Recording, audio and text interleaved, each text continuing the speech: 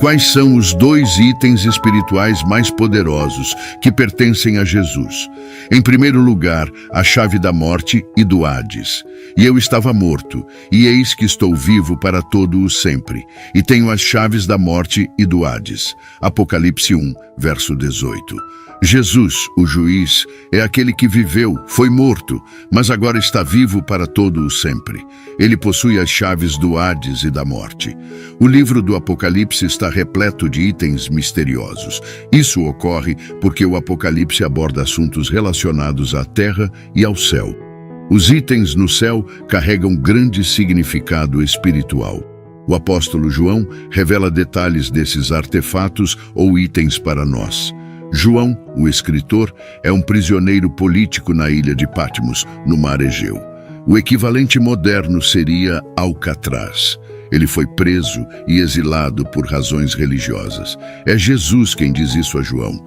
E eu estava morto. E eis que estou vivo para todo sempre, e tenho as chaves da morte e do Hades. Essa conversa é essencial, pois é o último encontro pessoal com Jesus registrado na Bíblia. Ao possuir as chaves da morte, o Cristo ressuscitado tem controle e autoridade sobre a morte. Pense em dar a alguém a chave da cidade.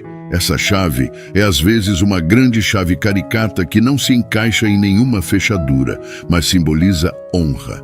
Aqueles que recebem as chaves da cidade são bem-vindos e honrados dentro daquela cidade. Gizé, frequentemente referido na Bíblia como símbolo de autoridade e controle. Um indivíduo com uma chave mestra para um prédio tem a autoridade para entrar em qualquer sala e abrir qualquer porta no prédio.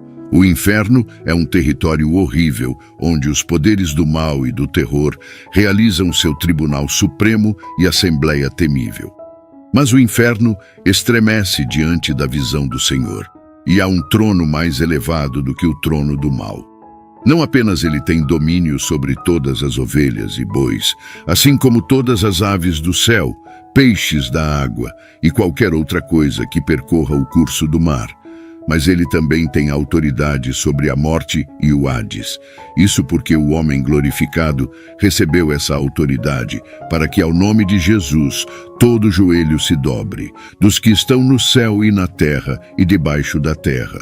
E toda língua confesse que Jesus Cristo é Senhor, para a glória de Deus Pai. Filipenses 2, versos 10 e 11. Observamos que os fariseus não podiam suportá-lo, mas descobriram que não podiam detê-lo. Pilatos não conseguiu encontrar nenhum defeito nele. As testemunhas não conseguiram fazer com que seus testemunhos concordassem. Herodes não pôde matá-lo. A morte não pôde lidar com ele e o túmulo não pôde retê-lo. Nosso Senhor Jesus Cristo ainda permanece supremo. A palavra Hades significa o lugar de habitação dos espíritos. Cristo conquistou a morte e os frutos para nós são eternos. É a vitória de Cristo sobre a morte que fundamenta a boa notícia do Evangelho. Sem a ressurreição não há Evangelho. De fato, não há esperança para nós. 1 Coríntios 15, verso 17. E se Cristo não foi ressuscitado, vã é a vossa fé, ainda permaneceis nos vossos pecados. O povo de Deus sempre ansiou que o Senhor um dia abolisse a morte. Oséias 13, verso 14. Haverei de resgatar-me da mão do poder da morte, haverei de redimir-me da morte. Onde estão, ó morte, as tuas pragas? Onde está, ó sepultura, a tua destruição? Os olhos estão a salvo de serem tocados pelo arrependimento deles. A morte era a arma mais poderosa e aterrorizante do diabo contra nós. Os crentes são mais do que vencedores por meio daquele que nos amou. Cristo conquistou a morte e os crentes permanecem firmes nas palavras de Jesus. É imperativo que não esqueçamos que o Pai é quem concedeu a Jesus Cristo o direito de ocupar sua exaltada posição de autoridade e dignidade como recompensa pelo que ele fez. Vamos adorá-lo, deixar nossos corações ponderarem essas verdades simples, mas inestimáveis, e vamos espalhar seu tesouro a seus pés. Que o tenhamos como Senhor sobre todas as coisas. Com Jesus no centro de tudo, temos uma esperança segura. O pecado de Adão trouxe a morte física para toda a humanidade. No entanto, Jesus, que era sem pecado e nunca cometeu qualquer erro, voluntariamente assumiu a punição pelos pecados de todas as pessoas ao morrer na cruz. Ao fazer isso, ele cumpriu as profecias do Antigo Testamento e proporcionou um caminho para as pessoas se reconciliarem com Deus e receberem a vida eterna. Hebreus 2, verso 9 e 10. Vemos, contudo, aquele que por um pouco foi feito menor que os anjos, Jesus, coroado de honra e glória, por ter sofrido a morte, para que pela graça de Deus experimentasse a morte por todos.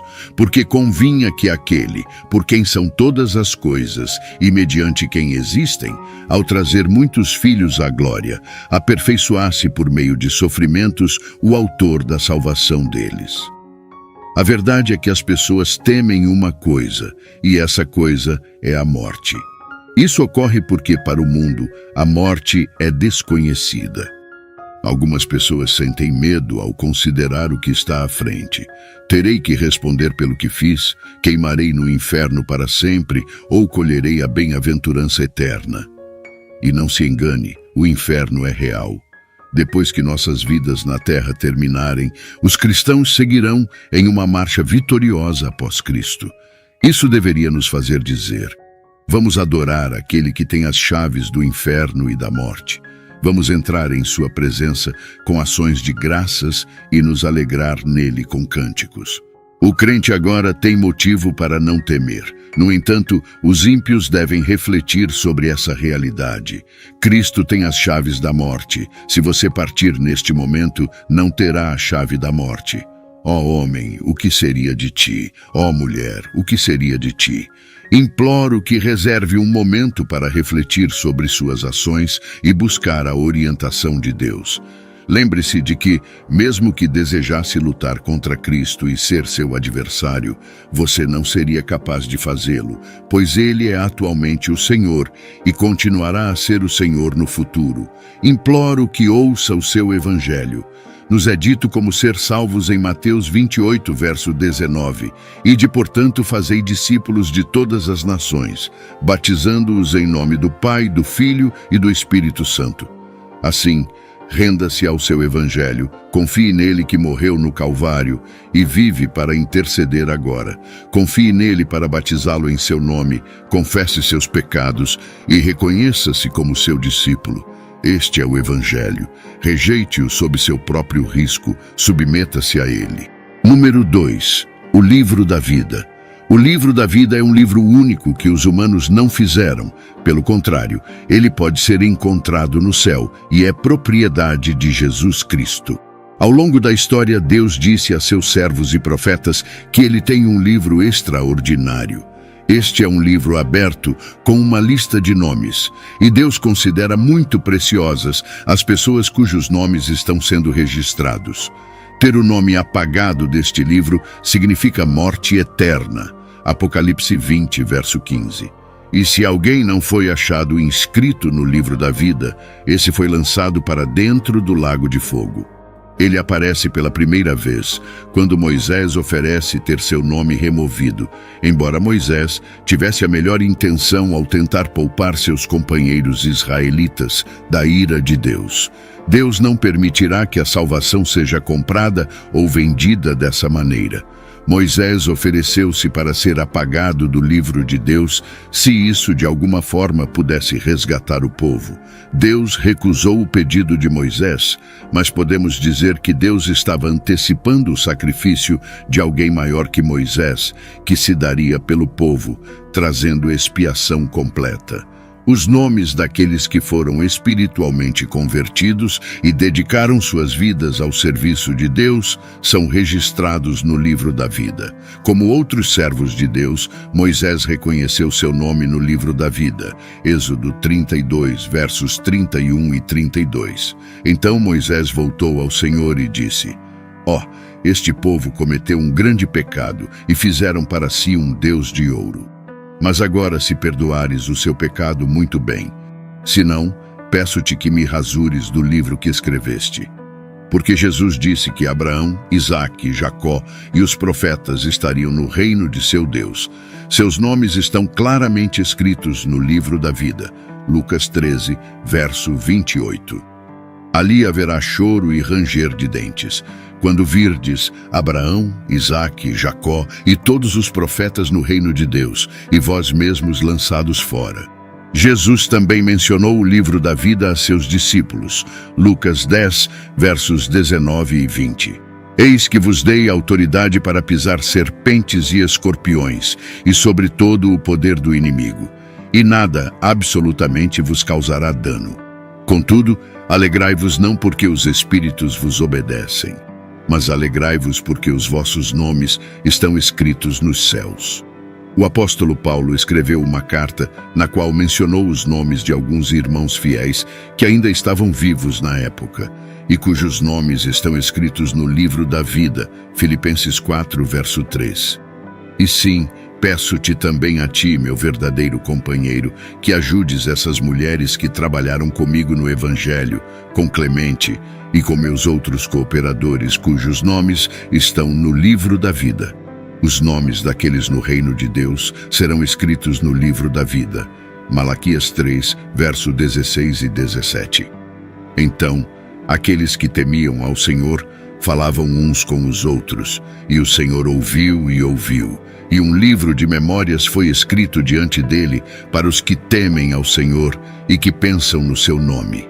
E eles serão meus, diz o Senhor dos Exércitos, naquele dia que preparo como meu próprio tesouro, e terei compaixão deles, assim como um homem tem compaixão de seu filho que o serve. Deus deixou claro que o nome de uma pessoa pode ser removido do livro da vida. Aquele que pecar contra mim, eu o riscarei do meu livro. Êxodo 32, verso 33. Haverá um ressurgimento global de um falso sistema religioso nos últimos dias. Deus diz que esse sistema de adoração a um homem será sinônimo de adoração a Satanás, o diabo. Apocalipse 13, verso 4.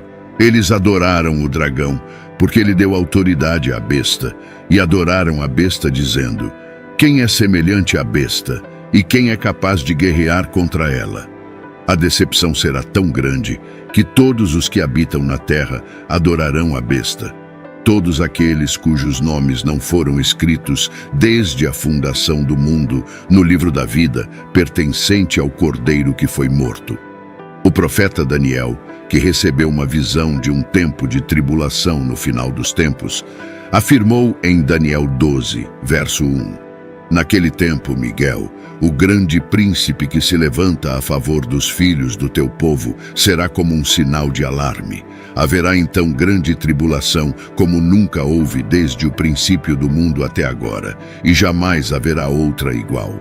Mas naquele tempo o teu povo, todos os que forem encontrados inscritos no livro, serão libertos.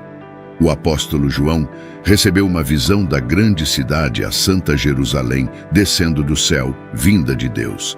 Foi revelado a João que na cidade santa não entrará de forma alguma algo que contamine, cause abominação ou mentira, mas somente aqueles que estão escritos no livro da vida do Cordeiro.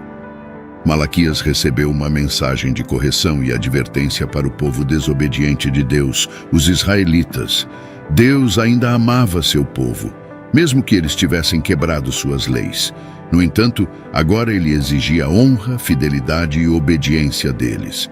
Deus, então, inspirou Malaquias a compartilhar uma promessa cheia de esperança. Deus recompensaria aqueles que o temem com a vida eterna no reino de Deus, e eles seriam listados em um registro conhecido como o Livro da Memória. O Livro da Memória faz alusão ao Livro da Vida, como Malaquias apontou em Malaquias 3, verso 16. Então aqueles que temiam ao Senhor falavam uns com os outros, e o Senhor ouviu e atendeu. E um livro de recordação foi escrito diante dele para aqueles que temiam ao Senhor e estimavam o seu nome. O temor do Senhor, conforme mencionado por Malaquias, refere-se a um respeito saudável e amor por Deus. O dever total do homem é temer a Deus e guardar seus mandamentos. Amar a Deus é obedecer aos seus mandamentos. 1 João 2, verso 5. Mas qualquer que guarda a sua palavra, o amor de Deus está nele verdadeiramente aperfeiçoado. Nisto, conhecemos que estamos nele. Deus lembra das ações fiéis daqueles que temem ao Senhor, conversam uns com os outros, e o Senhor ouve. Um livro de recordação foi escrito diante dele para aqueles que reverenciam e adoram plenamente, temem ao Senhor e pensam no seu nome. Malaquias 3, verso 16.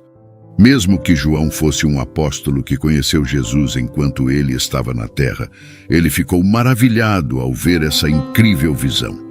Mesmo os 3 anos que João viveu na terra com Jesus não o prepararam adequadamente para o momento em que Jesus apareceu a ele em sua majestade celestial. Filipenses 2, verso 7. Mas esvaziou-se a si mesmo, tomando a forma de servo, tornando-se semelhante aos homens. João percebeu o poder divino e a majestade que Jesus abriu mão ao viver na terra. Que a verdade do amor e da obediência a Deus permeie nossos corações, assim como o respeito reverente e a adoração plena. Que nossos nomes sejam encontrados nos registros divinos, inscritos no livro da vida, como aqueles que temem o Senhor e guardam seus mandamentos. Que a promessa de vida eterna e o reconhecimento divino das nossas ações fiéis inspirem nossa jornada de fé. Que ao contemplarmos a majestade celestial de Cristo, sejamos envolvidos pelo assombro e gratidão, reconhecendo o sacrifício e a glória daquele que vive para sempre. Que este texto nos lembre da importância de amar e obedecer a Deus, fortalecendo nossa comunhão uns com os outros, enquanto aguardamos a bendita esperança da eternidade em seu reino. E hoje, se você deseja se reconciliar com nosso Salvador Jesus Cristo, por ter se afastado dos caminhos ou quer iniciar uma nova jornada rumo à salvação eterna, comente aqui embaixo: eu te aceito, Senhor Jesus, como meu único e suficiente Senhor e Salvador da minha vida. Até a próxima!